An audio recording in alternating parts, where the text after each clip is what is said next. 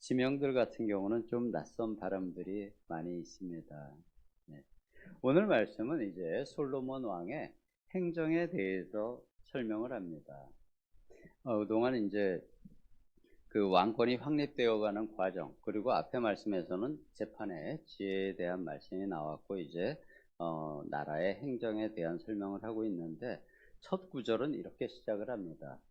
솔로몬 왕이 온 이스라엘의 왕이 되었고 그의 신하들은 이러하니라. 솔로몬이 왕이 된 것이 1장 마지막 부분에서였죠. 그런데 굳이 행정을 설명하는 이 4장에서 온 이스라엘의 왕이 되었다고 표현을 하는데, 이것은 이 표현에 이유가 있습니다. 첫 번째 왕이었던 사울, 그는 이스라엘의 초대 왕이 되었지만 진정한 온 이스라엘을 제대로 다스렸다기보다는 그 12지파를 동맹관계로 규합을 시켰고요. 그리고 또 이방 나라와의 전쟁을 승리로 이끌면서 왕국의 기틀을 마련을 했습니다. 이 사울은 12지파를 상대로 진정한 왕으로 자리를 잡고, 또 그 모든 지파에서 군사들을 모아서 전쟁에 나가거나 그렇게 하지는 못했었죠. 그러니까 진정으로 행정적으로 온 나라를 다스리지는 못했었습니다. 그것이 사울 왕의 이제 첫 번째 왕의 한계 상황이었고요. 그 뒤를 이은 다윗은 국내적으로 이제 여러 조직을 확대 개편을 하게 되었습니다. 그래서 이스라엘 전체를 다스리기는 했지만 국내적인 면보다는 일단 대외적으로, 국제적으로 모압과 암몬, 그리고 에돔이나 아말렉 등 이스라엘 주변에 있는 여러 국가들을 정복해서 국경을 확장을 하였습니다.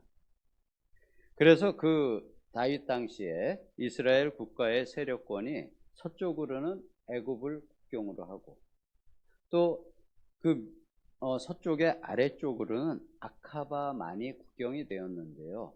아카바만이라는 게 어디냐면은 그 이집트와 사우디아라비아 사이에 좁은 바다가 있습니다. 그래서 그 안이 이제 바다 만으로 형성이 되는데, 현대적으로 설명을 드리면은 이집트와 사우디아라비아 사이에 있는 바다이고, 요즘 빈살만이라고 혹시 사우디아라비아 황태자 아시죠?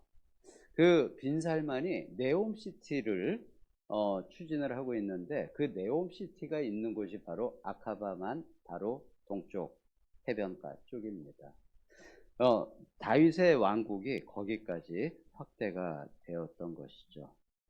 그리고 이제 상부, 동북쪽으로는 유프라데스 강까지 다윗이 확장을 하였습니다. 그리고 또 내부적으로는 난공불락의 성이었던 여부스 성을 점령을 해가지고 다윗성, 예루살렘 성으로 그것을 세워서 자신이 그곳에 있으면서 나라를 다스렸는데요. 근데 나라를 이렇게 많이 확장을 시키다 보니까 다윗에게는 전쟁이 끊이지 않았고, 국내적으로 안정을 추구하지는 못했습니다.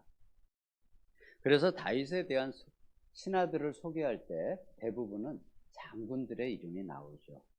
그만큼 군사적으로 많은 역할을 했기 때문입니다. 그렇지만 이제 다윗의 뒤를 이어서 왕이 된 솔로몬은 이스라엘 전체에 대한 실질적이고 효율적인 통치, 그러니까 12지파를 온전히 중앙집권적으로 다스릴 수 있는, 그리고 태평성대의 시대를 열어갑니다. 그래서 이제 비로소 이스라엘 전체를 온전히 다스릴 수 있는 왕으로 세워졌다. 그래서 온 이스라엘의 왕이라고 솔로몬을 소개하고 있습니다. 그리고 이어지는 이제 신하들에 대한 소개가 이어지고 있습니다. 첫 번째는 사독의 아들 아시리야 제사장입니다. 사독의 아들이라고 했지만 실제적으로는 손자입니다. 그런데 이스라엘에서는 아들이라고 표현을 하면 꼭 아들만이 아닌 남자 자손 전체를 뜻하는 의미가 들어 있습니다. 그래서 여기는 손자인 아사리야 제사장을 아들이라는 단어로 표현을 했습니다. 솔로몬은 그 다윗이 준비한 성전의 모든 만들 수 있는 여러 가지 상황들을, 물자와 또 주변 나라에서의 여건을 다윗이 다 준비를 해놓았죠. 그래서 그 준비된 성전을 지어서 완성을 하고 언약궤를 마침내 그 성전의 지성소로 안치를 합니다. 그래서 이제는 성막이 아닌 성전에서 제사를 드리게 되고 또 주변 나라와는 구분이 되는 하나님이 다스리시는 신정 국가로의 면모를 이제 완전히 갖추어 가게 됩니다. 그래서 제사장을 첫 번째, 신화의 첫 번째로 제사장을 소개하고 있는 것입니다. 신정 국가로서의 정체성을 확실하게 표현을 해주는 것이죠. 그것을 상당히 중요시했다는 이야기입니다. 두 번째로는 서기관을 소개합니다. 사사는 시사, 그 다윗 시대의 서기관이 시사였습니다. 그런데 그 시사의 뒤를 이어서 그의 두 아들인 엘리호렙과 아히야가 서기관직을 솔로몬 시대 때 물려받았습니다. 그래서 이 서기관의 직책은 그 이후에도 세습이 되지 않았나 추측을 하기도 합니다. 서기관의 역할은 나라의 무역과 상업, 그리고 또 군사 동맹에 관련되는 여러 가지 왕의 칙령, 그것을 준비를 하고 또 국가의 공식 이러한 기록들을 보존을 하면서 국가의 재정 역시 담당을 했습니다. 전반적인 행정에 대한 것들을 주관을 했던 것이죠. 그러니까 왕의 바로 옆에 있으면서 왕의 명령을 전달하는 역할을 했던 것이 서기관으로 볼 수가 있습니다. 많은 정복 전쟁과 반란이 있었던 다윗 시대에는 제일 먼저 첫 번째 서열의 신하가 요압이었죠. 군대 장관이었습니다. 그렇지만 이제는 이렇게 솔로몬 시대에는 태평성대의 기간이다 보니까 무관보다는 문관이 중시됐음을 신하들의 서열에서 볼 수가 있습니다. 세 번째는 사관을 이야기합니다. 사관이라는 이 이름 자체는 옛 사실을 생각나게 하는 사람이라는 직책의 의미입니다. 즉 왕국에서 일어나는 모든 주요한 일상적인 일들의 기록이나 그것을 보관하는 일, 그리고 또 왕이 세우는 계획, 그리고 이제 국민에게 알리는 포고, 또 재판을 했던 판결, 이러한 것들을 기록하는 직책, 이것이 그리고 또 왕국의 전체적인 역사와 연대기 또한 기록을 합니다. 즉 왕실에서 일어나는 왕의 모든 동정과 문서를 기록하는 일을 하는 것이 사관입니다. 그리고 그거를 선포하고 실행하는 일은 위에 있었던 서기관이 하는 것이죠. 그리고 이제 네 번째로 군대 장관인 브나야를 소개합니다. 다윗에게 있어서는 항상 첫 번째, 요압이 첫 번째로 기록되었다 그러면 브나야는 이와 같이 네 번째로 소개가 되고 있습니다. 이 브나야는 다윗의 시위대장, 그러니까 요즘으로 치면 경호실장 같은 역할이겠죠. 왕을 보호하는 시위대장으로 오래 봉직을 하고 충성을 다하였다고 성경에서 기록합니다.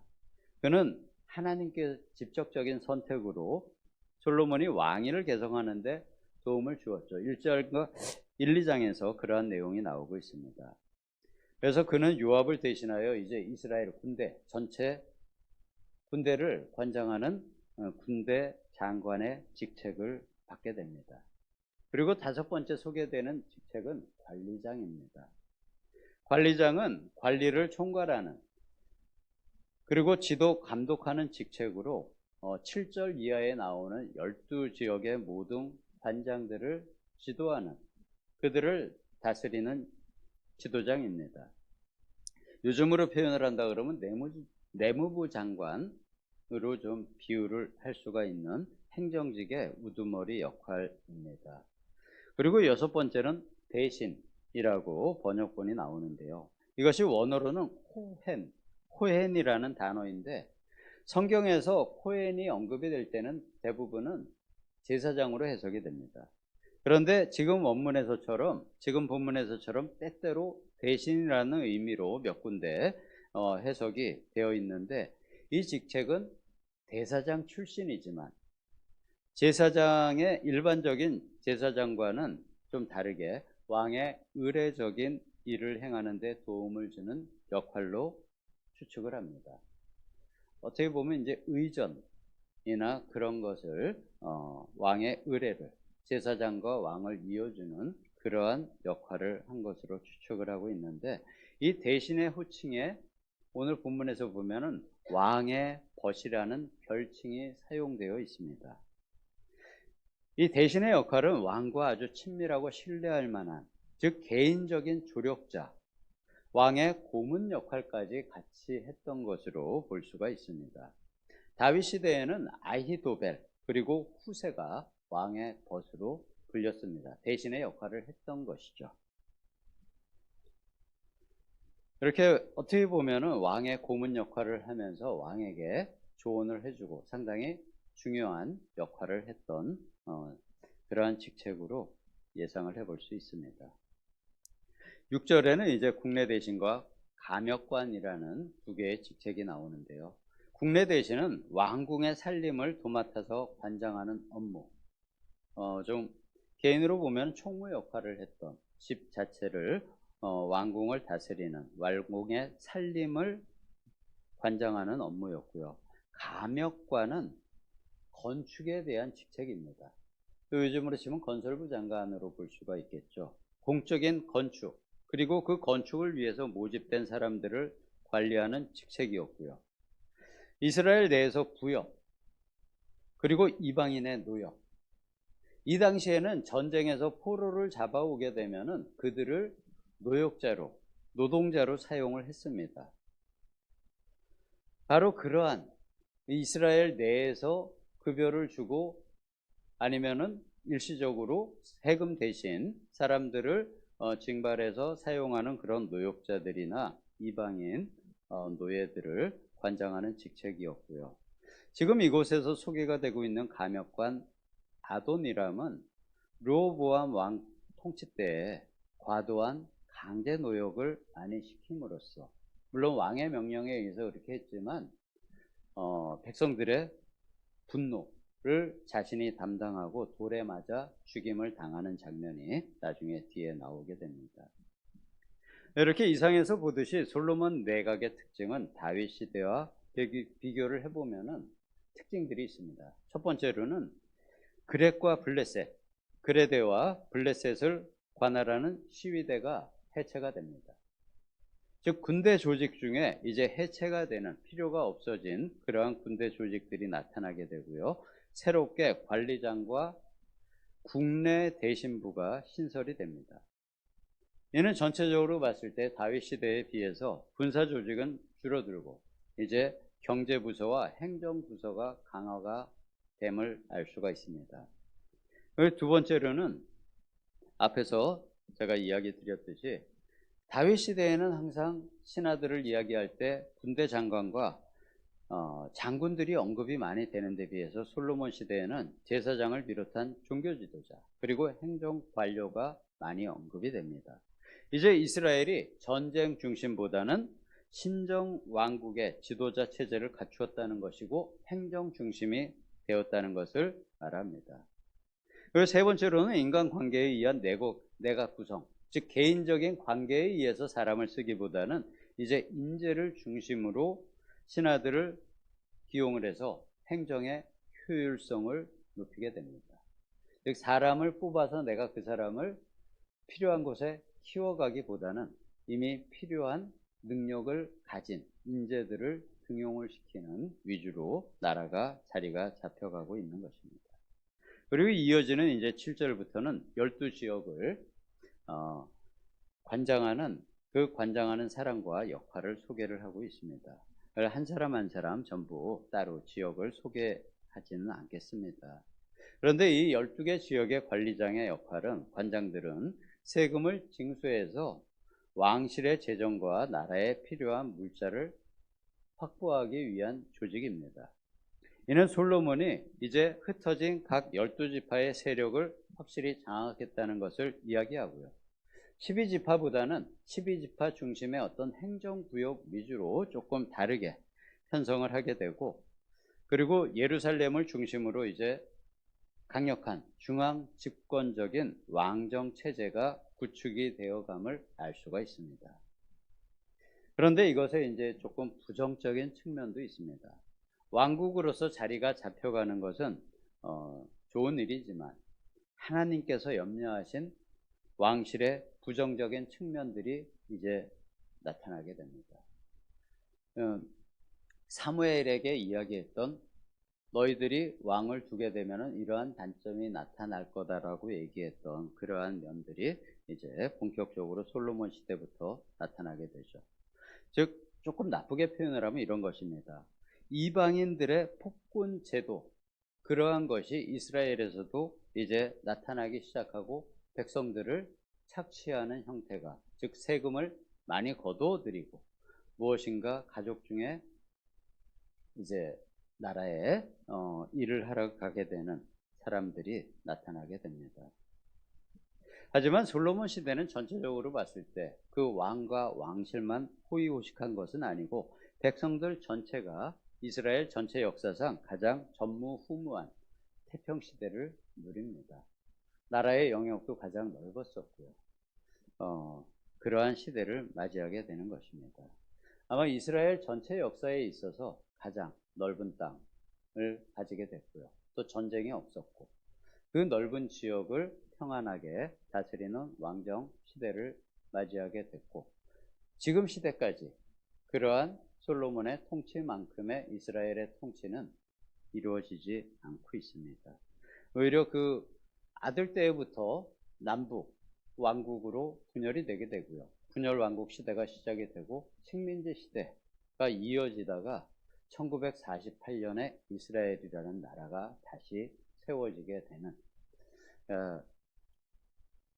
다윗과 솔로몬 시대가 바로 하나님께서 아브라함을 통해서 예언해 주었던 그러한 큰 지역을 다스리는 유일한 시대가 됩니다.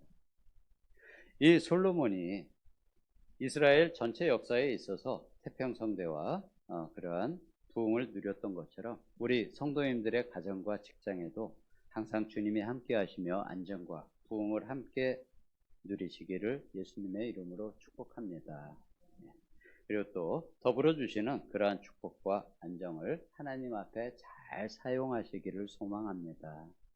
제가 기도하겠습니다. 아버지 하나님, 솔로몬에게 영광과 부흥을 부어주신 것처럼 하늘의 아름다운 보고를 열어주셔서 아버지만을 바라보는 우리에게 부어주시고 우리가 하는 모든 일에 아버지의 축복이 함께하기를 예수님의 이름으로 기도드립니다. 아멘.